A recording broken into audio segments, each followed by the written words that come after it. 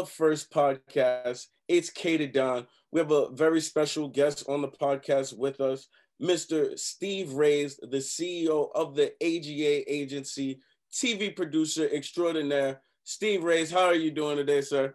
What's up, my brother? How you doing, man? Honored to be here. Thank you very much, man. Appreciate you.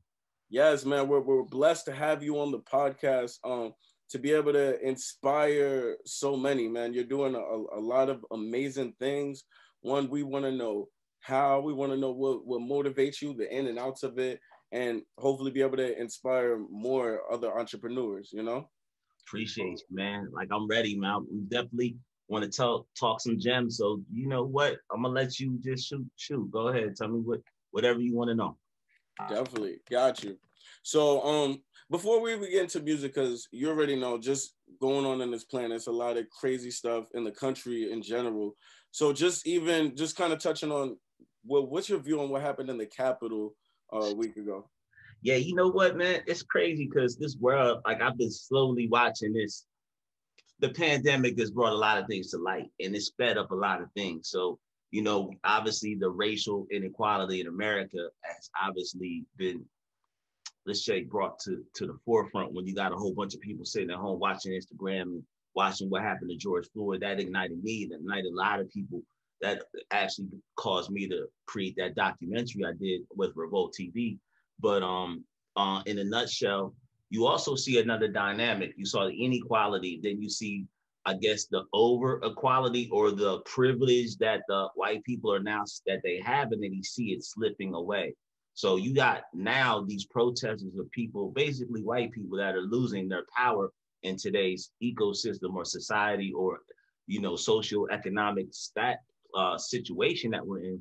And it only, like I said, the pandemic, the economic crisis, just everything sped things up to let people, white people, wake up and see that, yo, my jobs might not be here. I'm not the only entrepreneur. I'm not the only CEO. I'm not the only one that could get it done. There's Black women, white women, you know what I mean? There's Black men, and there's all kinds of people that are brown and yellow and red skin and whatever skin color that has nothing to do with the, let's just say, the system that's in place today.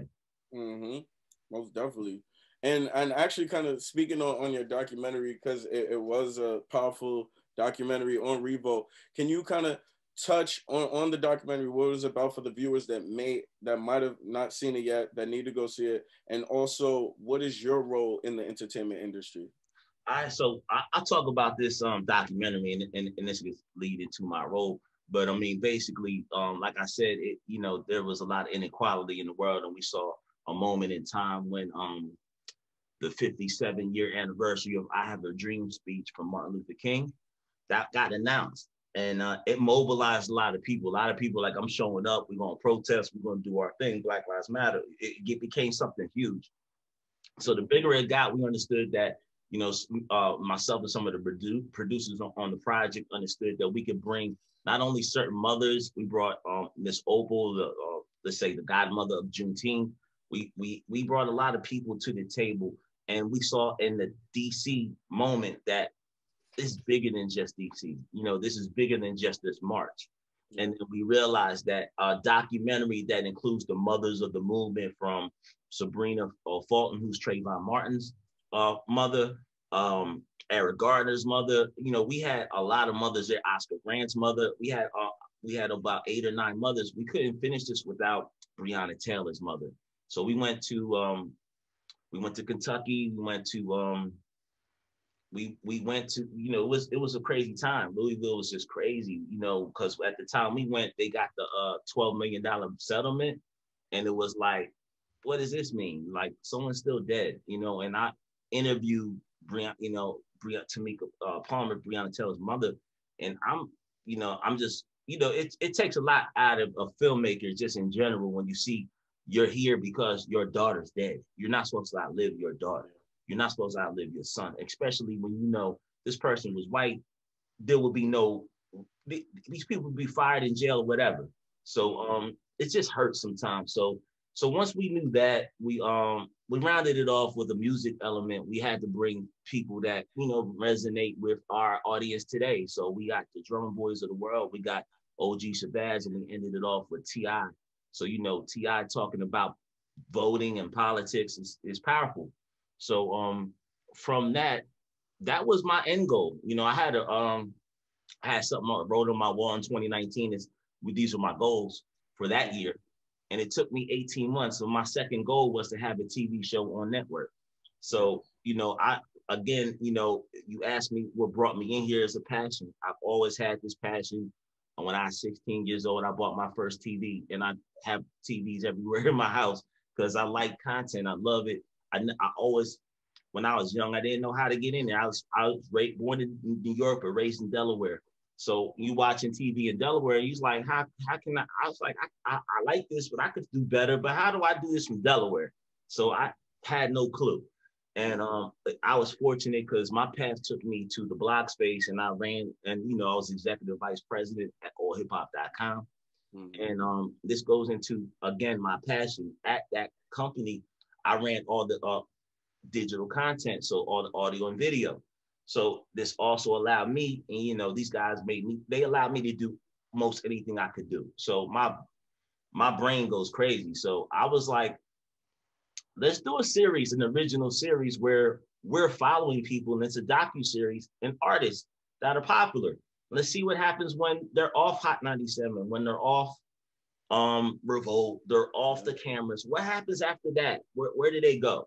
So I did a series called The Next 48 Hours on allhiphop.com, and we follow artists like French Montana, Rick Ross, Nelly, Wale, you know, Nas and Damian Marley. You know, I'm doing an interview, a docu-series with Nas. It's like, I'm getting paid to do this. So it was like an amazing feeling. And it gave me the confidence because the distribution channel, I did my first series was a web series, and my distribution channel was YouTube and All Hip Hop. So y'all can't tell me you can't do it. I did this 10 years ago and I made 6 figures doing it. So, you know, so doing it now is a little different, but I saw back then that I could monetize content. So that took me in a path where I was saying that these web series is worth 20 grand. You know what I mean? We weren't quite getting that, but we wasn't doing bad, you know? So we was doing okay. And then I just continued in that path of following the content, you know, following my passions. And I did a bunch of things. I got pilots. I just learned in the television and film world that nothing is solid till it's on the screen. So I've gotten pilots that's never seen the light of day. I've got documentaries that's in somebody's hard drive right now with big names, you know? So I learned a lot of things. I learned a lot of mistakes. And then eventually last year, that dream that I wrote down, first TV show on network, that happened in October last year. So I ain't stopping. I got like 3 more I might talk about today. All right. We want the keys, man. We ready. So, I mean, you definitely have a lot of things going on, my brother. Let us know, what is it like in a typical day for Steve Raze? What's going on, a typical day? Man, you know, this world right now, I honestly box out a certain amount of time for health. So, you know, every day, I used to be a lot better than this, but I used to box out 6 days out of the 7 to be in the gym. So I've been a little iffy for this past week, but I think I've been there 4 days this week. So I take at least an hour, hour and a half for the gym. And your health is that important that I box in time. Don't talk to me those hours. But first thing in the morning, so I have a partner, and my partner is Mac Mills. And, you know, we started our agency in the middle of the pandemic, April. So we're like not even a year old. It was well after what we knew what COVID-19 was. And we was like, the hell with it. We just gonna still do this. So we had to adapt. We had to change. We had to change 10, 20 years of thinking, because I've been in this business for a while. And it was like, we can't go outside. We can't go to the venue. We're on a press run, and we can't do press runs anymore. So how are we going to survive? And we just adapted. We got on Zoom calls. We made our company more mobile. So in order for us to do that, we got to get on calls every day. So to start my day, me and my partner get on a call every day. We run our company.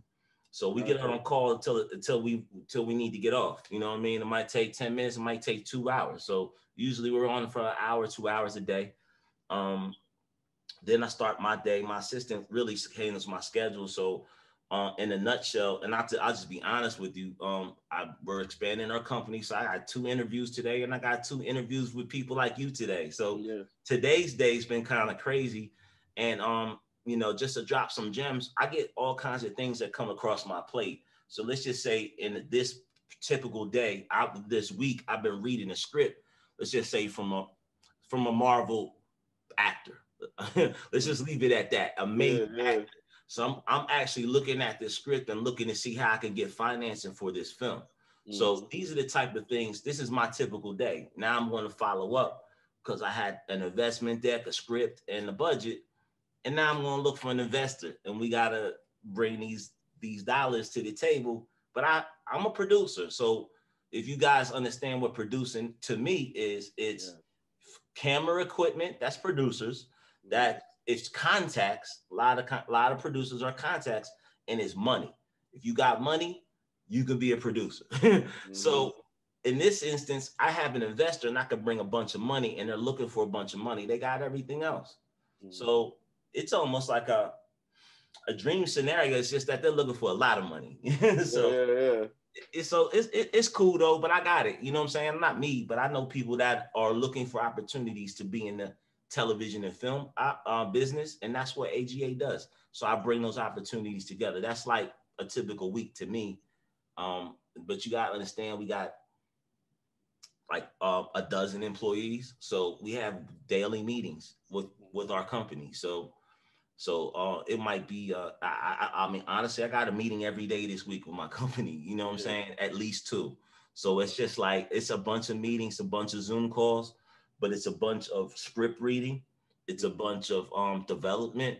I develop shows. It's a bunch of phone calls to find out who wants what. So a typical day, man.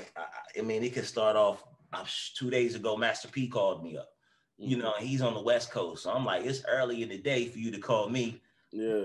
That's how I started off my day. I just put him on CBS Radio, put him on ESPN last week. And, I manage his brand. So outside of TV and film, my company is a brand management company. It's brand marketing. So what we do is manage other people's brands. And Master P is one of our biggest clients. He's about to purchase Reebok. So I'm putting that word out there. So, it's a big time right now. Nice. I mean, and Master P, that's a legendary artist right there. So do you work with upcoming artists as well, or is it just the top level artists, or who does your company work with? Yeah, we work with AGA works with everybody. So it's obviously everyone that's a fit. We're not gonna just take anyone. I mean, you have to hit certain criteria. Sometimes people don't understand what it takes to invest in yourself. So it takes money to make money. And then obviously the bigger names. I mean, just to throw a couple of them besides Master P, we got CeCe Peniston, Lady Luck, Drummer Boy. We give the opportunities. Lady Luck was the music supervisor on From Pain to Power, the documentary. Drummer Boy was in the documentary. You understand? So if you with my agency, I want to try to show as much love as I can any way possible. So we'll give back to our clients. And then the up and coming ones, these are the ones that want to get famous. Basically my company sells fame. So we show you how to become either popping, famous, promotion, we do radio campaigns, we do Spotify campaigns, you want to get on Complex, we can get you there. If you got the right, everything works out. We can make it happen. So, on that side of the company, that's where we take new artists. But filmmakers, directors, producers, I'm always looking for content. So the way I look at content is I look at what I can sell at the highest levels. So I'm not going to look at too many things that I don't think is of the right now or that can not sell. So, and then, you have to understand everything in this environment is connected. You have to understand the pandemic, the race wars, the racial injustice going on and our instability to it. These people that are storming the Capitol, everything's connected. It's a shift that's happening. It's an energy shift. You call it whatever you want. It's a shift in power. You see Kamala, who's a vice president, who's not white, she's half white, or she's half black, you know, or all the way black. You know what I'm saying? Like we're in a situation where these people are storming and they see that the power is leaving them. So what does that mean? Even Hollywood is one of the early adapters to change. So now what that means is there's a mandate out there for African American content, and African American female content is really winning. So a lot of my content that I'm looking for young writers, producers, directors, if you got content, we are winning right now if we got skin color like this. So if you got content that's of quality, high level, got big attachments, got big dreams, high goals, bring it to me. I love to see what you got. I love to see how we can either make this a TV show or a movie. And sometimes we can bring a lot of talent, attach a lot of things, bring producers, bring companies, bring agencies, bring networks to your dream. So as long as the content is great, and I will emphasize great, it's gotta be great, you know, because I have a team and everyone in my company, in my department goes through every script. So if it doesn't, you know, beat the beating that we give it, once we get past our rigmarole, then that's something I feel we could pitch and take it to a network. So I mean, I'm not gonna lie, it's a numbers game.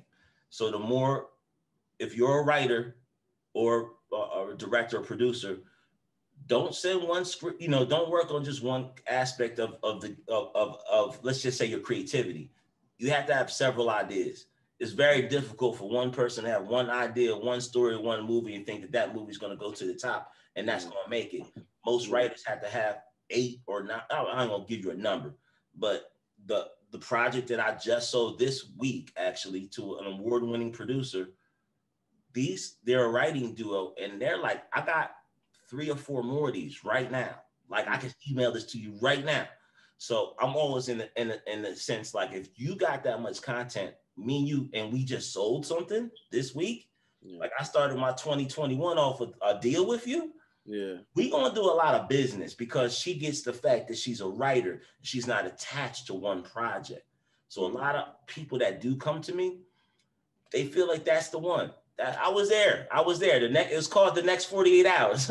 I was caught up with that one, and I said, this is the one that's going to TV, and I'm going to make all this. It never happened. And you know what?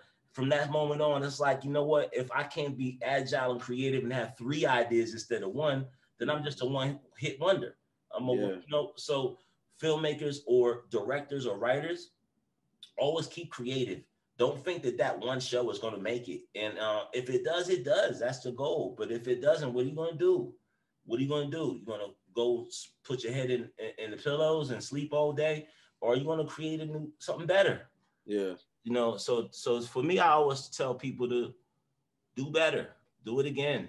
You know, multiple times. Most people that are geniuses, they don't do one thing once. They do it over and over, and they prove to you that they're a genius because they do it over and over again. Consistently. And everyone else. And even, and speaking of, let's say writers coming up and people with film projects and content, what would stand out to you more? So people coming up, if they're pitching you a script, an audio version of a script, or they're going to try to shoot a pilot, even if they don't really have a budget, like what would stand out to come to you? So this just happened this week, and I was in the process of attaching myself to a movie, and I had some partners involved. And if this partner got involved, I was getting involved. This is a no-brainer for me. And I was like, we were talking, and the film date was like the next day, like Tuesday. It was just a week. It was like Tuesday. So at that point, once you see the call sheet, once you see what's going on, there's positions in place when you film. So when you shoot the pilot, what room is there for a producer like myself? I can't produce anything. You already got the idea. You already got the script. You already got the location. You already got the talent. You already got the director. So you did all the work. You produced it yourself. So now you're looking at me to distribute your project. I'm not totally on board with just distribution all the time, even though I'm open to it. Distribution is it's just less skin in the game. So what I would do is, and I'm not going to tell anyone not to stop what they're doing, keep in mind, I don't own a camera. I'm a producer and I don't own a camera. What I do is I find concepts and ideas and I sell it to the highest bidder. So if your idea is that good, cameras will come to me. Money will come to me. Actors will come to me. And then we would put those actors on your project. We'll film with those cameras and we'll use all this money to produce your show. And none of us had to come out of pocket, one penny. So my goal is to sell content that way. Like I said, at the highest levels. Hulu, Netflix, Amazon, these are places I pitch, So the second level is, and I will answer this because it doesn't mean no. If you do shoot that pilot and it's done, then I want the pilot. I want any pilot because it does show. So pilots and movies, obviously, we know are different. Pilot is the beginning of a TV show. A movie, you can only shoot it once and it's done. So the example changes now. The movie, you shoot it once, that movie's done. Pilots, you can shoot a pilot. Shooting a pilot now, it's a little different in TV because it's an ongoing series. Yeah. So you shoot a pilot, it shows you can shoot, you can direct. It's a little opposite now. You can get behind the camera. Most of the pilots I see aren't that great because they're not behind a production company. Mm-hmm. So it's not going to be the big cameras, the director. It's not going to be the 3 camera angles and all of that. It's just might be 1 or 2. So you start to deal with these, let's just say these strengths and weaknesses of a pilot, of a script, of what you have. But it does help. Most of the content that I do get, most people don't shoot pilots. So I can probably count on one hand how many pilots I actually watch, which is about 5. But I got about 100 scripts and 100 decks. Yeah. So I like to take this show from like an idea, I like to take the show from a show. I don't like to, there's something called an idea to me and there's something called a TV show. Most people have ideas and I only deal with TV shows. Yeah. If I have to develop it, then that's called development. And that takes a lot of time and resources. So most of the time, if you have a great idea, I will help develop it. But mostly I want that complete script or deck. That's that little meaty middle where if you got a dope script, dope deck idea, and maybe written out a script or written out an idea for your reality show, let's say, if it's not, scripted, if it's non-scripted, then if I feel that project, it might just need a little bit of tweaking and then we could sell it, that's what I want. The ones that I could then put my juice on. I could put a director on it. I could put my actors that I have on there. And then now it enhances it because I don't know your connections. Mm-hmm. Or if your connections are big, then you can enhance the project with what I could bring to the table. Yeah. So we work in that way. And we look for content in that little middle section where it's super dope content, scripts, not shot or just about to be shot. And then we can, like my job, like I got a deal, one of the deals, now I shot a sizzle reel last month in December. I shot an entire sizzle reel. And you know what I did? They asked because it's COVID, we couldn't do certain things. They're like, you can shoot on your iPhone if you want. I mean, it's a production company that's pitching this to a major network, but because of COVID, it allows filmmakers like myself to shoot on an iPhone. Yeah. So of course, I didn't shoot on the iPhone. I actually hired a crew, but for them to even say that means that anyone can get a damn near sizzle reel today. Mm-hmm. And my last sizzle reel that I did shoot it. Well, I didn't shoot it on, I won't say iPhone. I shot most of the sizzle reels in today's environment were shot on Zoom, shot on StreamYard or something like that. So now you're actually doing like interviews with your talent with no acting. So now you can get a sizzle reel via questions with a reality show concept. Quite easy using technology and not using the cameras. Now a reality show, which is what I did in December, which is mobile, which is not just talking about myself, but you have to see scenery and action and antics and stuff. Then you bring a little small crew, you film it.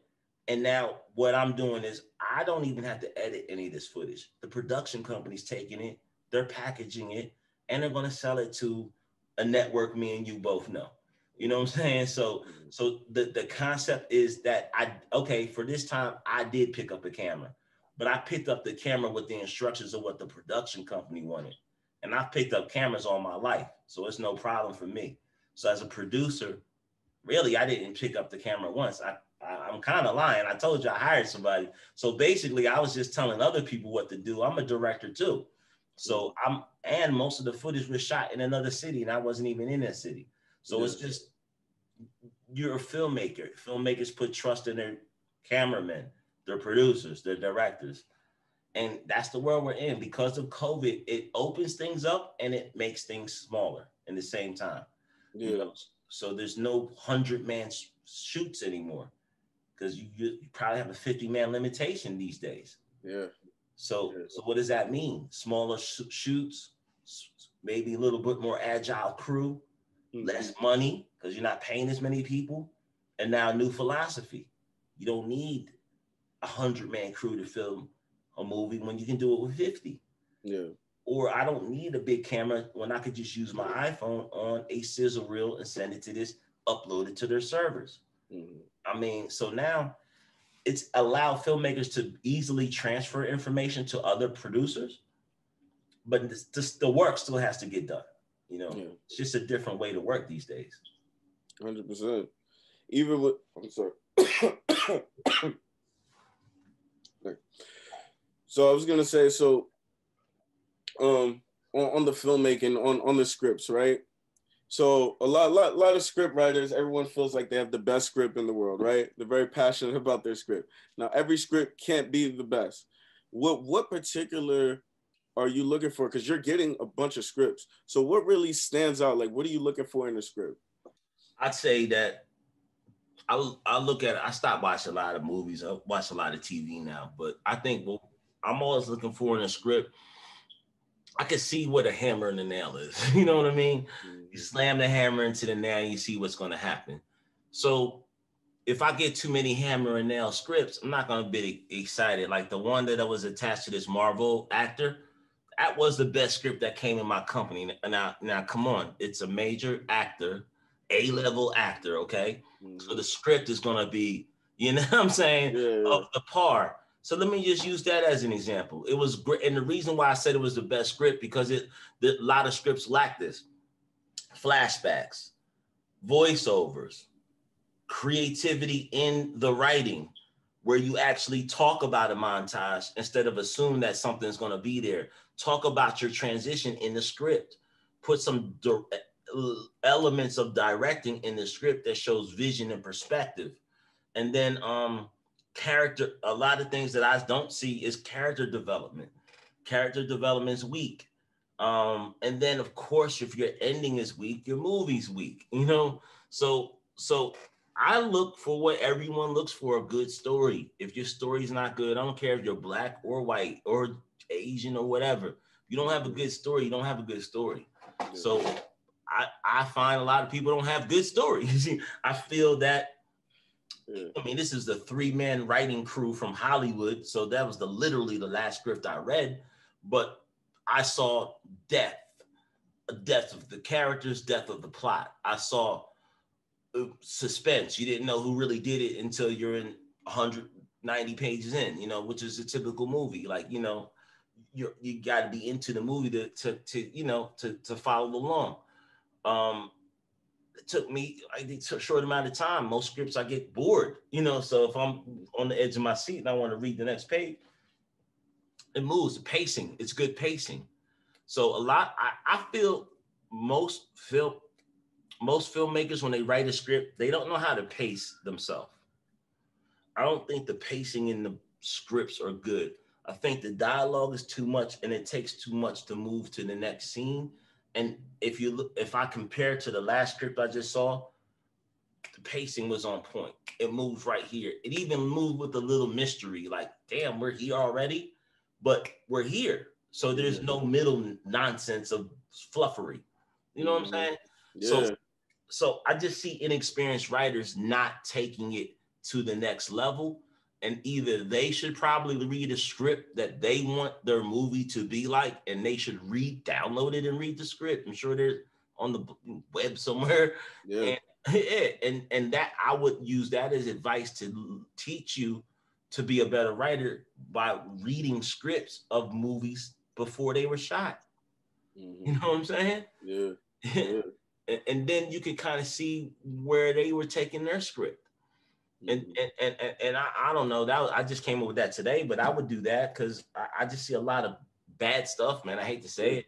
No, that's a major key. Like you really dropped some gems. I feel like all writers and everyone need to be rewinding that clip right there, back and forth. Like that's really keys, and that's something that it could take a lifetime to know. You know what I'm saying? So for sure, those are gems for sure. I would say, you know, you're an entrepreneur, and a lot of entrepreneurs that they watch this podcast and they want to know, like, look, what advice can we do to encourage them to, one, make moves during 2020 during this pandemic if you started before, or if you're procrastinating about starting your business and it's something you want to do but you've been procrastinating, what advice can you give them? Yeah, there's nothing more ready than right now. So I mean, procrastination is just an excuse.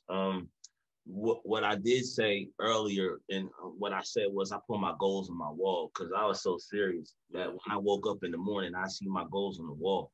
So the most important thing is write your goals down. Dreams are goals, and goals are just procedure that you have to go to finish and accomplish this one goal. If that goal was your dream, then you just made your dream happen. But what are you doing to take the steps to achieve that goal or dream? So every day when you write this down, you take steps to achieve that goal. So I've always written my goals down. That always helped me. And writers, writers just need to stay in a space that they're creative. Like to me, when I say I take out a time to go to the gym, I take out that time because that's a self-reflective time for me. I might listen to music. I might not listen to music. I might just reflect on my day or meditate. You know what I'm saying? Some level of meditation. Creators need to rest their mind and then open their mind. So as a writer, find times in the day to allow yourself to be creative, you know, to turn the phone off or to not be distracted by anything so you can focus on your art. And then, like I said, the most important thing is top your last word. Why would you ever settle for one thing? Shonda Rhimes never did, you know, and she could have stopped that one hit or with Grey's Anatomy, whatever that first one was, you know, whatever. I mean, she continued to do excellent things. So it's all persistence, professional persistence. Yeah. 100%, 100%. So as an entrepreneur, and I mean obviously in the entertainment industry, but just as an entrepreneur in general, which social media platform do you feel has been most helpful to you? I'm not gonna lie. I mean, right now, Clubhouse. I would say probably because of the last 2 months. I'm not even gonna lie. That little Marvel thing that I grabbed was on Clubhouse. I was listening to somebody, and I was like, "What? You just need what? And you got who attached? Oh, I know who you are." So I just text them right away, and I got the script this week. You know what I mean? Like that happened on Clubhouse. But before Clubhouse, before that, I would say LinkedIn's been really good to me. LinkedIn's been very solid. I would tend to stay away from either Instagram or Facebook. I mean, they're cool, but I haven't gotten, I would say, something super tangible that I moved on. Mm-hmm. I'd say LinkedIn because it's of professionals and you can vet people a little easier. Yeah. That most people are about the business there. And then Clubhouse, like I ain't gonna lie, if you guys ain't on Clubhouse, did get on it. Like I've already seen the power of Clubhouse. So we AGA, we just got a room, I think yesterday. So everybody follow AGA room. Yeah, got you. And just another gem, just because when I said that, the reason I like Clubhouse is because I come on there and most people, I don't know, most people are writers or creators are looking for places to get their content. And I'm looking for content. I'm not a writer. I'm not even a creator. I do create stuff, but I don't hold my hat to say I'm a creator. I hold my hat to say I'm a producer. I will take your content because you're smarter than me at some of that stuff. So I'd rather find 10 creative people than to have me do it, you know? So I go in these rooms and I tell them what I want, and I get 50 followers. And I'm just like, well, this is dope because I want what you guys have. So that's why I created the room, because we're going to create those rooms. I'm going to ask for content from people like you. And I'm going to ask the criteria. I'm going to tell you guys the criteria, what I want. And then within a month or so, we'll have some results, because it takes a long time for my entire team to look at all these scripts. But within a month or two, we'll get back to you. And I've been getting back to some of these people, and they've been like, you want to buy my show? You want this? You want that? Like, it's the best thing in the world when I take somebody from the internet, take their content and tell them I want to do a development deal with you. I just did that this week, and I hear the screams on the phone. It's pretty amazing, man, you know? So, I mean, it's a possibility that can happen, and it's my job. I only want your show to get on television. That's my job. So I'm only looking for the best of the best. So with that being said, and you just heard I get at least 100 submissions. You got to be the best of the best of the best. Yeah. 100%. Yeah, nah, definitely. So you have a lot of relationships in the industry. I would say who do you feel like? What's a good way to put it? Like which celebrity, I guess, acts a little more differently than I guess what most people would expect. You know, like you meet certain people that are really out there, but you meet them, they're really humble and quiet. This and that is just kind of opposite, I guess, what you would expect from the persona.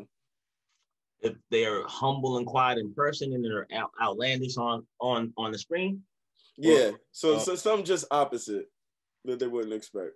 I mean, that's kind of crazy because I'm always in a crazy situation where everyone wants to turn up around me. You got to understand, I casted for Love and Hip Hop for 3 years. Everyone turns up around me. It's always a turn up. You know what I mean? But I mean, I cast Akbar V. She's been like on the reality world of Love and Hip Hop, a star. And, you know, I seen her quiet times, and you look on her gram, she's always turned up. So, you know, I can't really say, you know, I think artists are always kind of in their like creative space, you know, like I will say someone like Master P, he ain't gonna get on the mic and say all the time to you. That's not him. He's an OG. You know what I'm saying? But let's just say this. I do see a lot of people. I walk down the street with Master P from LA to New York to, you know, Atlanta to all over this country. And I'm sitting there watching people and the reactions. And P's a cool cat, you know what I mean? He ain't gonna give you the I heard him like, let me say, they shouted out, and he just throws his arm up. He's the coolest, cool as a cucumber. So you know what I'm saying? I mean, I think he's always been cool, so I never seen him as a turn up dude. But I mean, like other than like an Akbar who's super turned up, you know, they got their ups and their downs, but people are people. Like my partner is Lady Luck. So you know what I'm saying? She's a battle rapper. You want to hear a story, like she gets down and busy. She's the coolest woman that you'll ever know. She's into God, and if I have a problem, she'll pray with me on the phone. So, you know, I wouldn't expect that from a battle rapper. Keep in mind, this is what I'm always saying. I seen Luck on a phone call with one of our talent, because me and her developing shows too. And I'll just go real quick on this story. This talent disrespected me and her. You know, it's just us 2-3 on the phone. So I said, look, I was about to go in on this person. Luck said, hold up. I got this, Steve. The battle rap Luck came out and roasted this dude. Like, just roasted him on a business call. And I'm like, Marco. Oh my God. It was disgustingly horrible. It was hang up the phone, don't say shit to me again. And then 2 days later, this whole individual kissed my ass and Lady Luck's ass, was like, I want to be on your show. And like straight kissed her ass after she roasted her. So I was just like, I don't know if that's turning up or turning down, but Luck turned up. She's a turned down chick, but she turns up when she needs to turn up, and results get done. So that's cool. That's turn up time. For sure. what would you say out of all the projects you've been involved in, what project are you most proud of? And which is one of your favorite projects that never got released? Oh, that's a great question because I mean, I think every filmmaker's gonna say their best project was their last one. I'll be like a fool to say it, especially my last one was my first TV show that I ever had on television. So that's gonna definitely be my best one. So the one, Jesus, which one didn't get released? I'll tell you a gem, man. This one's a gem. And this is why I love and I hate filmmaking because I did a project with Raekwon and Ghostface Killer, and it was about a historic time in their life, you know. And I'm not gonna go into too many details. I hope this thing can still see the light of day. But we filmed our first film shoot was in Canada, so we're already in another country. Yeah. So we're filming within 48 hours of me signing a contract as a producer. I'm in Canada filming Ray and Ghost, okay? Yeah. So it's hitting the ground running. So we film for weeks, and we get Busta Rhymes, Ninth Wonder, Nas, and somebody, Supremo on this project. I mean, it's amazing, and it's not even done. So we get a 8-minute clip, and we take it to Sundance, okay? Follow me. So I'm the producer on the project, so I'm the one that's supposed to get everything popping. So I'm like, I could take it to Sundance. So that's what I do. So we get to the Independent Filmmakers Lounge. This is like 2005, I think, 2016, 2015, 16. So it's like 5 years ago. And we do this whole big press release. I get interviewed on GQ. There's Fox, there's Dish Network, Complex. It's a whole big thing. We had Sundance. It's a big deal. You know what I mean? And you've never heard of it because it never came out. So we did a screening at Sundance, and the next week we did a screening at LA at the Grammys. So, okay, Sundance is one thing. Now we back in, regular world, LA. Oh, we had Dame Dash, LL Cool J, DJ Mustard. You know what I mean? It was in LA, so we had YG showed up. Bunch of celebrities, because it's Raekwon. You know what I mean? It's Raekwon. So everyone came through. We took a big bunch of pictures. So everybody's seeing this 8-minute clip, and it looks amazing. Can't wait to see it. Can't wait to see it. Can't wait to see it. So that same day, the second clip got done different than the Sundance clip. Okay. And now it's like this director that we hired is like, you see his name in this fucking, excuse my language. It's fashion. you see this guy in this 8-minute clip 3 times. And I was like, you don't even see Raekwon's name once. It's his movie. So I'm just like, you egotistical a-hole, you know what I mean? So now it's like, this director is done tripped out. He trips. He's like, this is my project. We're like, homeboy. Not only is this like, if anyone's getting a percentage, it's me. I'm the producer. And the rest is going to Ray, okay, and Ghost. So how's you'll pay for your work for hire? Yeah. What are you talking about? We got a contract and everything. Now you see the LL Cool J's and the Dame Dashes and this people and that people, and they all coming in, and it's getting bigger. It's going from Sundance to Grammys now. We're like, we about to get some steam.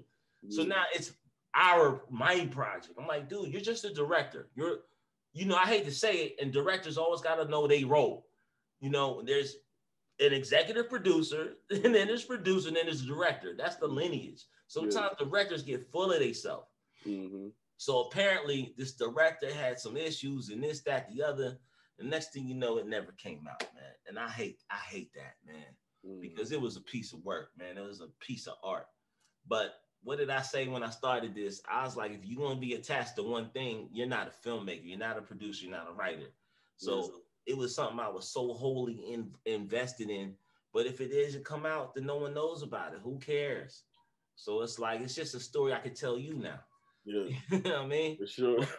But at least I learned from it. I did learn a lot from that. Like what was that, 5-6 years ago? So Mm-hmm. now it took me another 5 years to even get on television. That's how many lessons it took me to get where I got.